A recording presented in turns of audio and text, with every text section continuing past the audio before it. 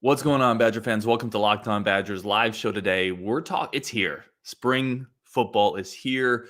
This is our storylines to watch for, a bit of our spring football preview. We're excited for it. Justin's here. Let's talk about it. It is here, ladies and gentlemen. Let's talk spring football. It's around the corner. Let's go. You are Locked On Badgers, your daily podcast on the Wisconsin Badgers. Part of the Locked On Podcast Network, your team every day. Hey, what is good, everybody? Welcome to Locked On Badgers, your team every single day. I'm your host, Ryan Herrings, as always. Really, truly, humbly appreciate everybody tuning into these shows. If you catch it live, amazing. That's awesome. If you're on YouTube the next day, that's great. Catching it on the pod, listening to us on the way to work, awesome. Love it. Appreciate y'all so much.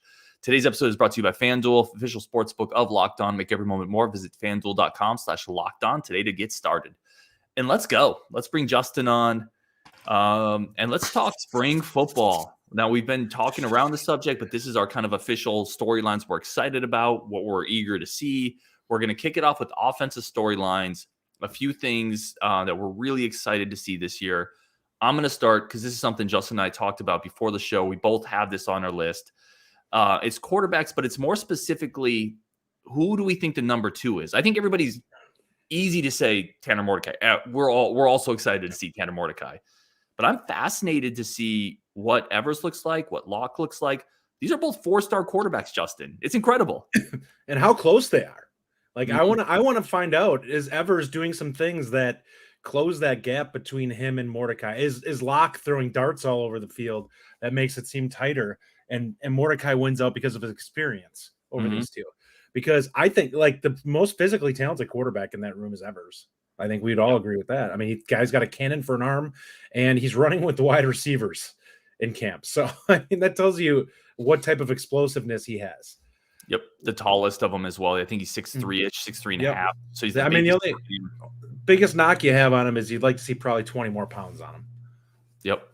So, and if you're in the comments, let us know what your offensive storylines that you're really excited about on the offensive side are today. We're going to get your comments into it. Next segment, we're doing defense. So quarterback is a big one for us. And again, it's not just Mordecai, it's who's behind them. Justin, anything else on the quarterback battle? The other thing I wanted to ask you, and I'm really interested in this, and this won't be settled in spring. I think this battle goes into fall, the number 2 quarterback battle. But if, let's say, Locke wins it, just throw it out there. Let's say Locke wins it because he's a little more polished potentially than Nick Evers. Does that give him a leg up going into next year? I don't know if it does or not. It really depends on how close it is between the two guys. Because for all we know, there could be an or between those two for the number 2 quarterback position. And I think that they could just look at it like, well, we have 2 different skill sets here. Which one of these guys? Because how many times have we seen it with starters on teams where it's like 2 guys have different skill sets? They like things about both of them. And so they want to, one guy's running a couple series in a row and then the other guy and whatever. I could see something like that happening with these guys. I do think both of them play this year. So I think that's going to happen. There's going to be a couple of games where Wisconsin puts up 40 plus on teams. Yeah, agreed. Minnesota. Yeah, 50 plus? What? Yeah, 60? Yeah, I agree. Let's go with my second offensive storyline I have, and then Justin, I'm going to kick it to you for one. I'm interested in the offensive line. Obviously, Jack Bicknell comes over, new offensive line coach. I think there's a couple spots that we feel pretty good about. I think Renfro's the center. I think Bordolini's a starting guard. I think Jack Nelson is still your left tackle. I think right tackle's a bit of a question mark, and the other guard spot's a bit of a question mark. So I'm really interested to see what that first group looks like there. You'd like to say Riley Mahlman's going to be the right side guy, but there's so much talent behind him that it's really hard to say. With another off season, can he hold off the other guys? Does Rucci come running on him? Do you have, Was it Trey White? Bruner? Yeah. I think Brunner's a guard. But he could very well be. I think he could play tackle too. Yeah. You also have who's our other legacy? Benchwall. Yeah, Benchwall. Another 4-star guy that could very well now, and he was a little bit rawer than the other guys. So by now, that extra offseason in the books, maybe he's ready to push now. Like he was another stud. Like there's so many bodies there. And I think it's really hard for anybody to just be like, oh, it's going to be this guy. Well, yeah, that's the board that was put together by the previous coaching staff. We have no clue what these guys are going to look at it and say. They may look at it and be like, you know what? This guy has better lateral quickness and we have wider splits. I need somebody that's going to be able to get that edge and really make sure that they hold it. Yeah. So it could very well come down to physical ability. And some of these guys, now that they've gotten some muscle on them, might project better there. It's really, nothing would shock me with the offensive side of the ball. No, I can't wait to see it. By the way, Nelson a little lighter. I was just projecting out here, but Nelson a little lighter. Is it because they're going to throw more? Is it more of an emphasis to be a little quicker? He's going to be on an island more against pass rushers. Yep. Yeah, there's probably not going to be as many tight ends in. So they're not going to be on either side. Like, you're probably not going to have a guy chipping on that at all. Most likely, if we have a tight end in, they're probably going to be split out. Now, we might run some tight sets, but I don't know how often that's going to be. It's going to be far less than it was in the past. Mm-hmm. I think it's going to be, my guess is Malman is the right tackle. The guard spot to me is where it's really interesting. So yeah.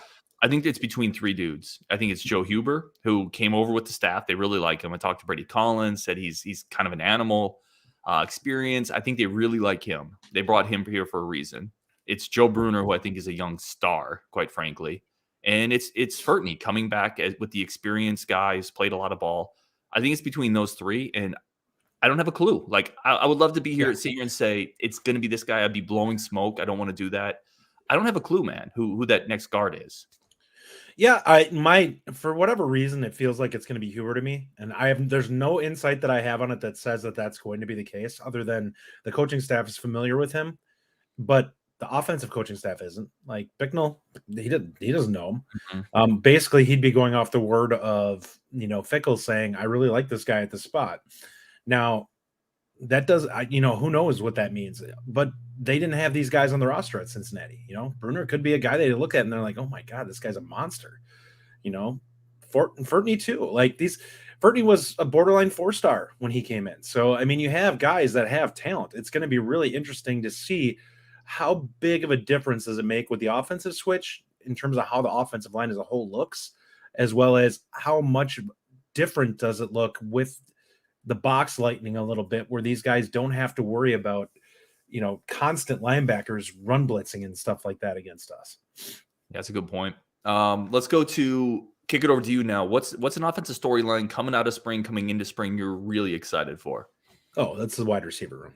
Hands down. You and I talked a little bit about this offline. I am of the mindset that I don't think that anybody has a leg up in the wide receiver room. Like, I don't care what your previous experience is. Chimray, Skylar Bell, any of these guys, they could very well end up being starters. It would not shock me if any of them are not. I think Green was brought in for a reason. I think they look at CJ Williams and say he's the most talented dude in that room.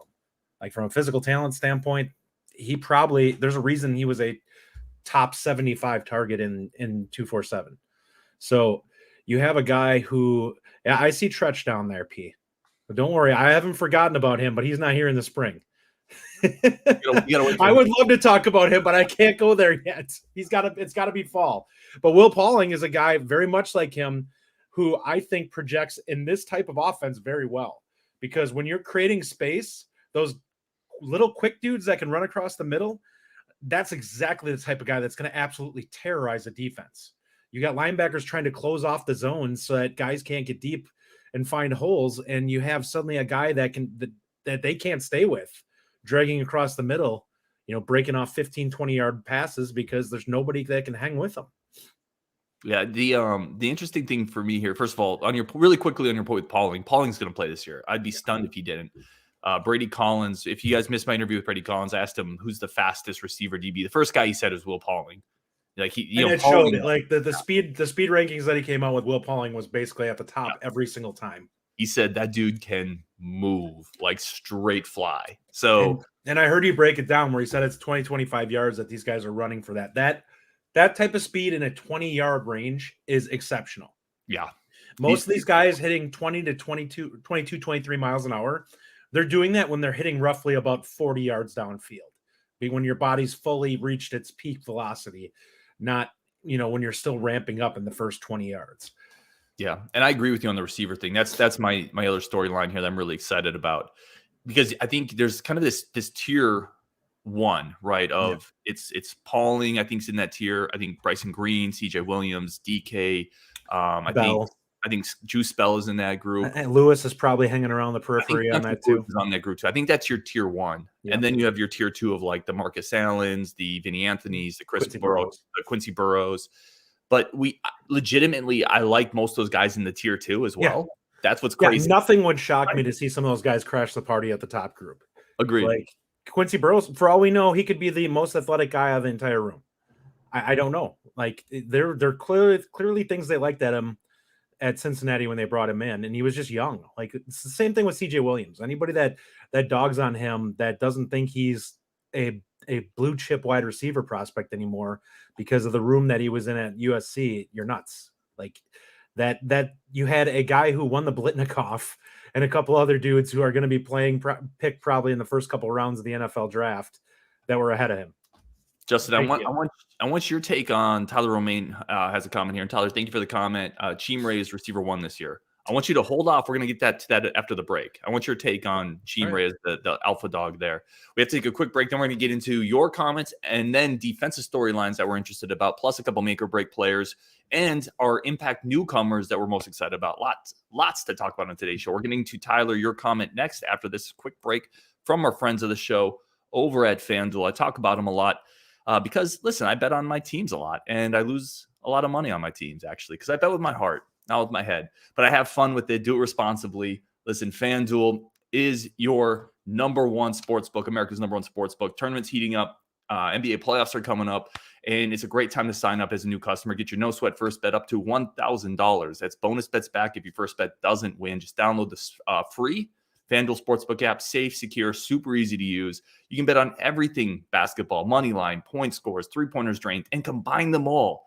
Join them all and do a same-game parlay. Increase your payout. Have more fun with it. I've talked about the Suns winning the title. You know, if Kevin Durant could ever get back, it would be super great for me and my betting confidence. I've also said the Bucks. Listen, if you're a lot of people watching this show are Bucks fans, they're coming out of the East. I've talked about it. I'm not just saying it to pander to the crowd.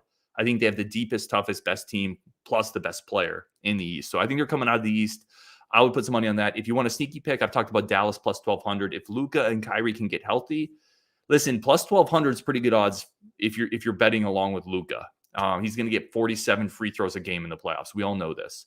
So FanDuel lets you combine your bets, same chance, same game parlays, instant payouts. Don't miss your chance to get your no sweat first bet up to $1,000 in bonus bets back when you go to FanDuel.com/lockedon. That's FanDuel.com/lockedon to learn more. All right, let's keep talking sports here. Let's get Justin back on. Spring practice football. Justin, I want to go back to the comment we had up there from Tyler Romaine. Chimere Dike, number 1 receiver this year, question mark. Well, he didn't put a question mark. He didn't put a question mark on it. I am putting one on there. Listen, I don't, it's not that I don't believe Chimere will play. I think he definitely plays. It's that I look at it and he doesn't have the equity built up with this staff. Now, he's played a lot. They have the most film on him, but there's a lot of talent in that room. And I think anyone who is making the judgment that that guy is going to be a starter is simply doing it because he's the guy they're most familiar with. And the staff is not going to evaluate it that way. They're going to evaluate it based off of who's tearing it up in practice. And I think that there are some people that have skill levels that it's different talents. Like you have a guy like Green, who's just a bruiser, who's going to go out there and he's going to create physical mismatches. CJ Williams is a little bit of that too. Chimere's more of a jack of all trades kind of wide receiver. Like he's not a guy that you go out there and he's super physical. He's not a guy that's you'd consider to be a huge burner, but he's a guy who's fast enough. He's a guy who runs pretty good routes. He's a guy who's reliable. So it's more of I look at it like there are guys who could certainly go out there. Like Keontae Lewis is one of those guys who just absolutely flies, who they may look at and be like, this guy can get a deep post almost anytime he wants. He's flies out there. And I think Pauling is going to be the guy who gets those intermediate routes because he's going to be the guy you're going to throw on slants and stuff like that. Cause I think he's going to create easy separation and get open a lot where you have to kind of look at it and be like, this dude can just separate like nobody else on the team. You know, the other thing I'll point out quick though, and this is kind of to maybe Tyler's not to Tyler's point. He doesn't need me to defend him. Like Tyler knows what he's talking about here, but we also have familiarity with Chimere and Keontae and Sky. Listen, I'm going to put this comment up here too from Badger Bournemouth. Yeah, he's another one that could be. Juice Bell excites me in this offense. You Badger Borland says Skylar Bell's one, and I think will do really well with a new quarterback. We have experience with those players in an archaic offensive system where teams could really hamper our passing game, put the clamps on it because they knew what we were doing.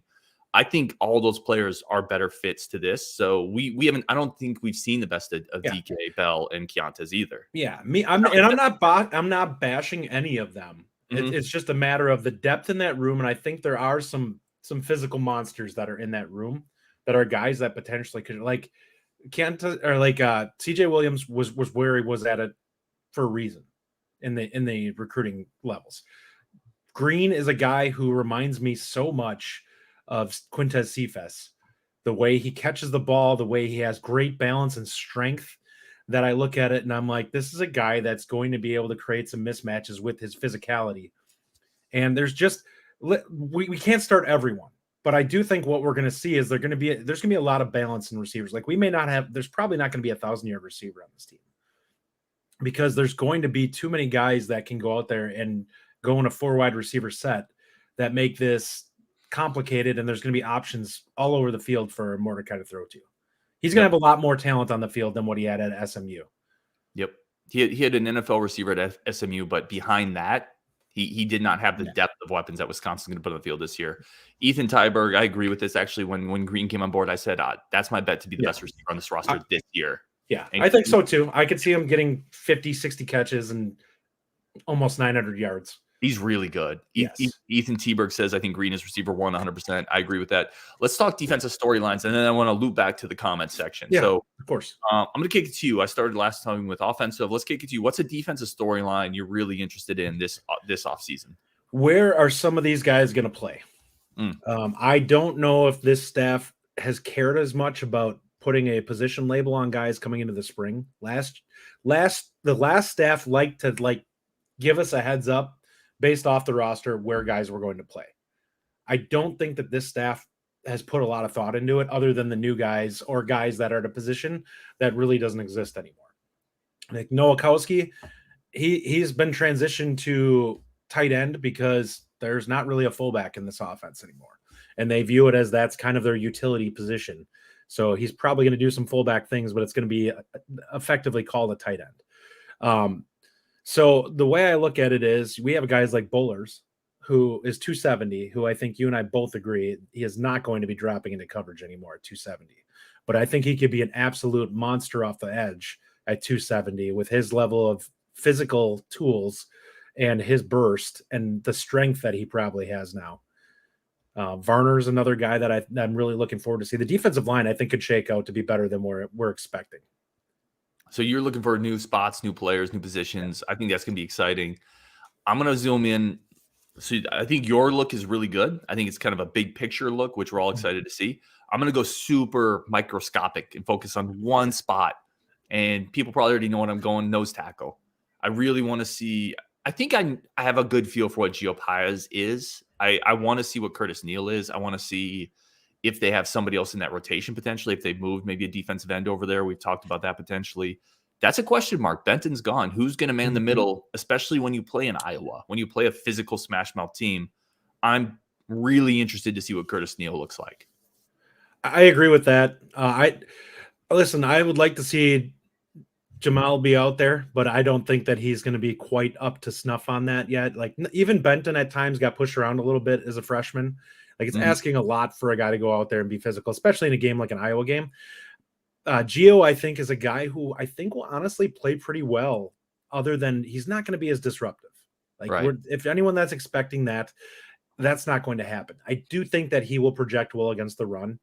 And I think that if you're looking to get somebody who's going to create a little bit more disruption, you're probably going to put Curtis Neal out there because he's a guy that's a little more sudden. He's got pretty good weight at 300. I think you can put him out there in like a legit pass situation and put him in the middle and say, all right, I want you to go out there and wreak some havoc in the middle. And I think that he can do that. Yeah, he had star potential, right, as a recruit. And obviously Wisconsin really kind of got him partially because he was damaged goods. He had the ACL as a senior in high school that backed some of the bigger programs off. Yeah, I'm interested in it a lot. Howard, I'm more interested in fall camp almost. Like, I just think this is kind of when we're just talking spring here. Yeah. I just don't know how much you're going to get out of Howard in spring. Like, I think you need a little bit of seasoning, right? A little bit of salt, a Yeah. little bit of pepper. You got to season it a little bit before we're ready to see you in action. Mhm. Let me give you another one that I'm interested in, defensive storylines. If you're in the chat, we're going to get to all your comments in our next segment, but let us know defensive storylines, offensive storylines you're interested in. I'm very interested to see who the number 2 corner is. Obviously, Jay Smith last year was kind of that guy. He's off to the NFL potentially. You have Alexander Smith, and then who's the number 2 guy there, right? And then who's in the slot? Is it Jace Arnold potentially? Is it Avion Jones as your number 2 guy? Ricardo Jason Arnold's Holman. the slot guy, by the way. Yeah, Ricardo Holman, Max Lofi. I don't know. Lofi, I think, might be your slot guy. Potentially, But that could be Jason Maitre too. I think that might be Maitre. But I'm interested in the cornerback rotation. Like who's the number 2 guy right now behind Alex Smith? Yeah, I mean, that'll be very interesting. Is he on the roster? Like, is this a position that we see some guys leave after the spring and somebody comes in? Like, that could still happen. Like, you get somebody that's got a couple of years of starting experience somewhere else and decides to make a jump. You know, that's always a possibility that could happen. And there'll be some openings where Wisconsin can go out there and grab somebody. Now, I'm not saying that they're going to do it just for the sake of doing it, but if there's somebody that's out there at quality, I could see us making a jump. What's another one for you? Actually, let's take a quick break. I want to get your final defensive storyline and then wrap up with comments here. We do have to take one more quick break for our friends of the show. Y'all are awesome. We're going to try to get to a bunch of your comments. We're talking football. It's almost here. We're going to get live reports on Tanner Mordecai throwing to CJ Williams. Think about how amazing this time we live in. And every practice is open. Every single one. That is insane. Yep. A coaching staff that actually wants their product to be seen before, fall camp. I can't wait. It's so exciting. All right. Really quick break here from our friends of the show over at, and I've talked about it a lot, Built Bar, my go-to nutritional supplement to get a little healthier, look a little bit better. Listen, I'm tipping 40 now, but the pack is a little creaky. I need to watch my nutrition. Built Bar is 100% real chocolate, incredible flavors. And with March Madness, they're doing the March Madness Built bracket. So if you know your favorite bar, mine is the Churro Puff. Go to the Built Bar site, bet on it every day. When you're voting for that bar, you'll support your bar or puff. And when you vote for your favorite bar or puff, you'll be entered into a drawing where 50 lucky Locked On listeners will get a free box of Built Bars. Incredible stuff. Not only that, one Locked On listener will get a 12-month subscription to Built and have Built's best bars or puffs delivered to your door every single month. Little bits of tasty goodness that the postman will bring to you. It's incredible. They taste amazing. 100% real chocolate. You have to try Built Bar, the best protein bar ever. Seriously, they're amazing. They're incredible. What makes them so good? I've talked about them. Healthy, tasty, 100% real chocolate, lots of protein, low sugars, low calories, all the macros you need. Run to BuiltMarchMadness.com right now. Vote for your favorite bar or puff. Pick up the box while you're there. You can vote every day in March. BuiltMarchMadness.com. Hop right in and support your pick. All right, let's keep talking here. Lots of football. Let's go. Justin back on the show. Justin, one more defensive storyline for you here that I want to grab one comment here and just throw it out there because it's a beauty. And my first thing is I kind of agree with this one, Regular Duck. My biggest question is, who is our punter and how many bicep curls can he do? It's a great question. Yep. Mine is, will the folk hero, Andy Vujanovic, we're going to find out that he killed a bear with his bare hands in the woods this summer? The guy is becoming a tall tale after his pro day. He tied, who's the running back for Illinois? He tied him for a broad jump at 10 feet 7 inches. Yeah, I can't remember what his name was. He's a big time. Yeah, he's awesome. I can't remember. It's just a total workhorse. Bielema ran him into the ground. His name is escaping me in the moment. I'll think about it after the show, but he had an incredible pro day for a punter. Oh yeah. He did not look, by the way, he looked like a linebacker. I just want to put that out there. They showed the dude cut up in like the Under Armour shirt, and I'm like, this guy's insane. Logan Couch got Chase Brown. Yeah. Thank you, Logan. And Zach Bartz is right after you. As per usual, our fans are smarter than, or not fans, I should say, listeners. Justin's lack of remembering names on full display. Smarter than we are. All right, let's get one more here. Defensive storyline you're interested in. Yeah, I think for me, it's what does the outside linebacker room look like? Like, what guys are actually going to be in there when fall camp starts, and how does it project? I think Peterson's, I feel like, has got the edge at a spot, but Petrowski could very well pull one of those starting spots. Like, I don't know. We don't really know with him what he's going to look like if he has to drop. And I think that's going to be the question, is how fluid is he going to be at dropping in coverage? But that's the guy that we're kind of going to figure out whether what he is. Like, from a pass rush standpoint, He's probably the most adept pass rusher at the outside linebacker spot. And how do they want to use these guys? Like, are we going to be using them more like blitzers rather than having one guy act like a traditional, like down fourth defensive lineman, like Herbig was effectively used? Yeah. And we don't know. Like, it's going to be fascinating to see. I think, to your point, Peterson is probably the guy we need the biggest jump out of. And then that second guy, is it Getz again? Is he into rotation? Is it Caden Johnson? Dude, do we rotate a lot more? I mean, are we going to see Getz basically in on run plays and bring people in when we know it's obvious pass rush? That's what if you remember last year, we're like, I bet you Getz. We thought that. And then he just rushed. He was in on every day. I was like, oh, like, come on. Like, so let's get some comments here. Not a Whale says Keanu Benton eats Built Bars, by the way. Of course he does. Yeah. Of course he does. Why wouldn't he? Aaron Kennedy, let's go Badger Nation. Jake, I haven't seen Jake in a long time. He said, let's go. All right. Let's get into some more of the comments here, Jake. Great seeing you back on the show, man. We gotta sync up. We were gonna sync up on a show. Shell says, I think Evers will have a package and will play this season. Apparently he's an athletic freak. Curious, Justin, on because this is something I was thinking about too. We haven't really talked about it. Do you think it's possible they put in some type of just wildcat running quarterback? I don't want to say trick play, but just a little package that you could break out in the game. I don't think there's going to be a strict, like, we're bringing you in for this. I do think if the offense is showing out and is explosive, that we will see guys randomly get some series here and there just to sprinkle in and get them some experience, especially given these guys have used their redshirt year. So a guy like Evers, you might see out there for, he might get 2 series in a game, something like that. Hey, right before the half, we're going to give you one. We're up 28-7. So we'll see if you can go out there and make some things happen and get you, some opportunity in a game where before the wheels completely fall off of it and we're up 42-7 or something like that. I could see the one spot I could see in a game, like in an actual game where it matters, is bringing them in near the red zone. Maybe you run a little read option with a rollout with a potential pass type thing. Drag a tight end or something behind them and just say, make them make a decision. But the thing is, Mordecai's athletic too, right? Yeah. So he can really run too. Why not just do it with him? I mean, he's not Nick Evers, but he's pretty athletic in his own way. He's athletic, but I think there is something to the fact that a guy has a certain innate ability and understanding of running. And I don't know if that's Mordecai's strong suit. Like him bringing it down, it may not be something that he's as comfortable with as a guy like Evers. John Case, receivers are going to be burning up the field, opening it up for the running backs.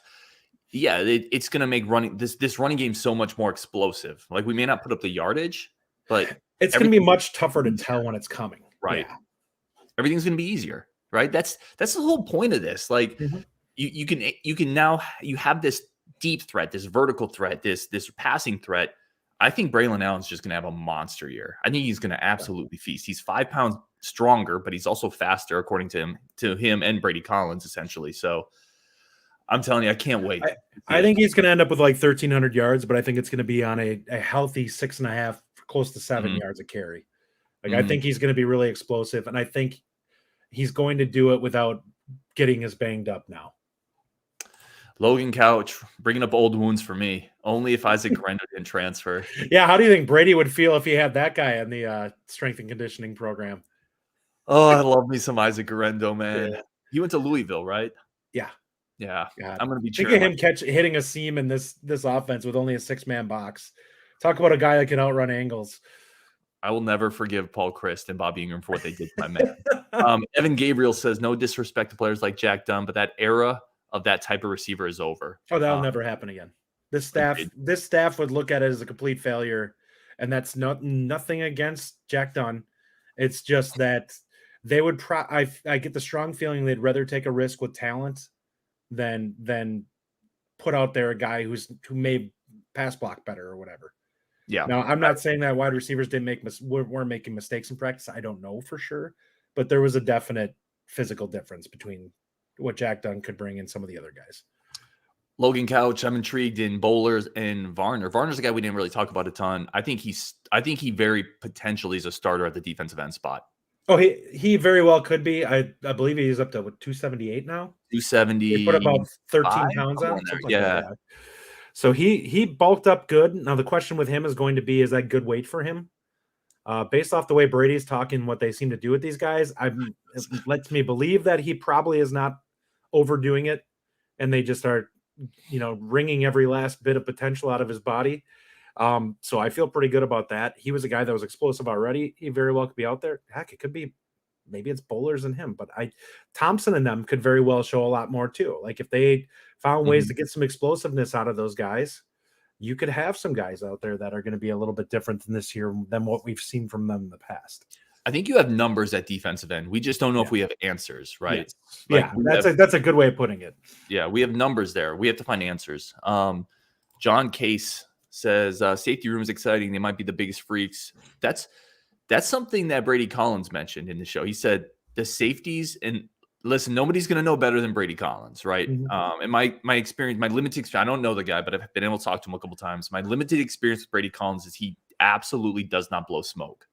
And he said the safeties are freak shows. Well, I mean, you have a guy like Hunter Wooler, you have Brown, you have Moore that's in there now. He said the guy he signaled out was Latu. He said Latu is an animal. He's we knew he was an animal based off the way he hits. Yes. So here's a great segue into this. Let's talk safeties for a second because we haven't really talked to them. You have a 4 deep potentially here of Blaylock coming back, Hunter Wooler, Latu, and who's the other one? Brown is a guy I think is probably ready. Austin Brown. That's a heck of a foursome there. And then you're bringing in Braden Moore, who is a 6'2", 200-pound 4-star safety. Yep. Preston Zachman got some time in there too last year. This is looking good, Justin. Who do you think starts out of those two? Let's say Blaylock's healthy. I have a hard time believing you're not going to do Latu and Wooler. They're the guys that got on the field and actually have in-game experience. And I think Wooler may be the most big combination of talent and actual football IQ. Wooler may be the guy that has the most of it on the field. Yeah, I agree. Let's see. Logan Couch says intrigued in Jamal Howard and Petroyski. We talked about them. Here's a good one from Tyler Romaine. Who is the freshman that makes the biggest impact this year for you? And let's couch it with Tresh Kekahuna. What? let's couch it with all the freshmen. Let's just not talk early enrollees. Is there maybe a freshman coming later? Because then you're talking Amari Snowden potentially. Although it's so hard to do it as a freshman. Jonas DeCluna. DeCluna's in there for sure. He could be the number 2 starter at corner. Listen, there's nobody that has locked it up at that other spot as of yet. We'll probably hear some things coming out of camp. In fact, that will be one of the positions that I'm going to be most interested to hear the daily updates on is are we consistently running with the same bodies at the second corner spot? Because Alexander Smith that's a lock. There's nobody that's touching him. Brady Collins loves him, by the way. Said he has a bit of a Kobe mentality to him, Alexander Smith. Another one, Tyler, that I'm interested in, I've talked to him before, Jace Arnold, because he's coming in as one of the fastest players right now on the team. I think he could be a slot corner. Yeah, he could push Matrix. Physical talent-wise, he's probably ahead of the curve there with him. It'll come down to, is he ready to go out there from an awareness standpoint and make plays? Yep, he brings real speed. Let's see. Let's get some more comments in here. Logan Couch mentions Muma. Muma's up 10 pounds. What is the ceiling there for Muma? Because I haven't been as high on him. I've always felt like he's a little slow. I hate saying it, but I've always felt like he's a little slow. Pro Football Focus had a thing out there that he was one of the highest rated inside linebackers returning this year. Okay. He is a guy that they had who was good in coverage, or his coverage against the pass was 56 rating or something like that. And he was rated almost a 90 overall. I think his ceiling is he could be a Sanborn-esque type of guy. It would not shock me to see him have 5.5 sacks, rack up 90 to 110 tackles, and just be super disruptive and have a lot of tackles for loss. I don't think he's going to be the type of guy that goes out there and drops a 10 to 12 sack season on us where we're like, whoa, this is, where did this come from? But I do think he's going to be a disruptive guy. I think he's going to be a smart guy. I think he's incredibly important against teams like Iowa and Minnesota, teams that want to run the ball. I think he might be our best run stopping linebacker. I'm a little higher on him athletically than you are, I think. It's possible. Yeah. And listen, I'm cheering for him, right? He's put the time in. He's obviously reshaped his body. He's 10 pounds heavier. He's an incredibly important part of the defense too. I don't try to crush him when I say I'm just a little concerned with speed and space. Let's keep going here. John Kottmeyer says, I want to see LeCroux check it around. His skill set adapts to his. He's a little banged up. I don't think you're going to see him much in spring. I just want to put that out there. P says, does Mordecai – oh, I'm sorry, Justin. Let me read this one quick. Does Mordecai get an invite to New York City at the end of the year? Heisman talk? Justin, let's I mean, should we breaks or should we – all right. I will address this after the first 3 games of the season. No. Too late. I know that's. I don't think that's too late. Like, we've seen the Wisconsin system. I need to see what a typical game looks like with him out there, what he racks up before I can be like, this guy's going to be, because if he's in New York City, that means he threw 40 touchdown passes, because that's the type of season he's going to have. 30 is not going to cut it. So he's going to have to absolutely terrorize the Big Ten. It's not the toughest schedule. Let's put that out there. Oh, listen, the question then is going to be, what is his Heisman moment? Because if he doesn't beat Ohio State, then he's not making it with this schedule. Like, he beats Ohio State and throws like 4 touchdowns and, no picks, and throws for 350 yards. Yeah, people are going to, their heads are going to be blown if everything comes to fruition this year. People are so excited. Mm-hmm. All right, let's get a couple more questions in here. People coming to the launch. A lot of people just excited. Sorry, I'm not going to be able to get to every single question. Logan Couch says the question is, how badly are we going to destroy Ohio State this year? Now, Noda Whale says Braden Moore is excited about it. Another comment for Tretch. How many people will attend the spring practice game? Do you think plus or minus 12,000, Justin? I would like to see plus. I would like to see it. To me, it would be a resounding success if they got to 20. If they can get 15, I think it's a really good day. Mm-hmm. If it's less than 10, I think I'd be shocked, kind of, unless the weather stinks, because I think that Fickell is creating a lot of positive energy. Listen, I haven't normally come down for the spring games in the past. I'm going down there. So that tells you how things have kind of changed in comparison. And Ryan's coming in from out of state. So we know how different this is going to be.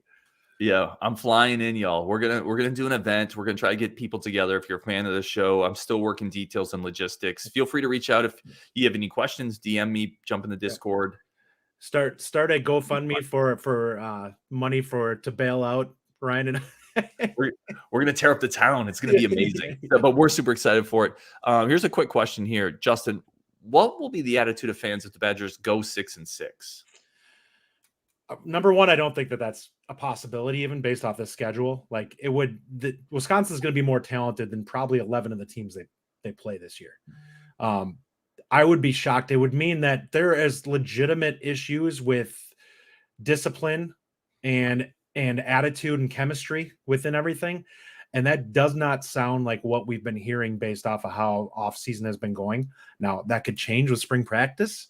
But if spring practice goes smoothly and goes well, I will be absolutely shocked, because the big deal here is Wisconsin's going to have a very opportune early season schedule to build confidence in itself, where they're not going to have to worry about getting punched in the mouth in like a first game under Fickell, which is really good for them. The last thing you'd want is to play a team like an LSU or a Notre Dame right off the bat and have him go out there and have them lay an egg. Because that's where you lose confidence and guys start to second guess what they're trying to buy into. And I just don't see that happening. Like, we very well could win the first 2 games 130-10. Well, I would be concerned. So I agree with you. I think that getting that first game against Buffalo, not to discount anybody, but it's a great way to kick it off. There was a comment in here. I was looking for it. I don't remember where it is, but talking about, here you go, Preston. By the way, Preston, thank you for jumping on the show. You get on a lot of these. I really appreciate it. That early road trip going out to Washington State, that could tell some things. I don't think that's a cakewalk game.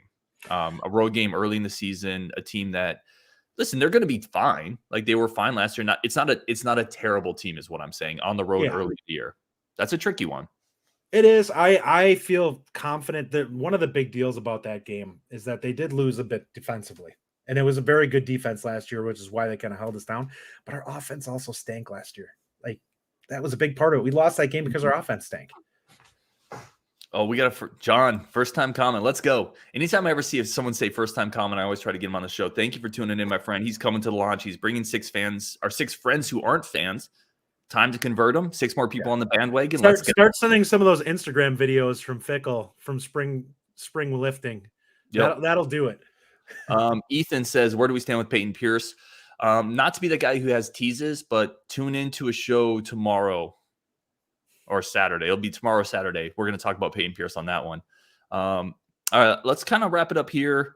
Not a whale. That is not your first time comment. Stop it. Stop it.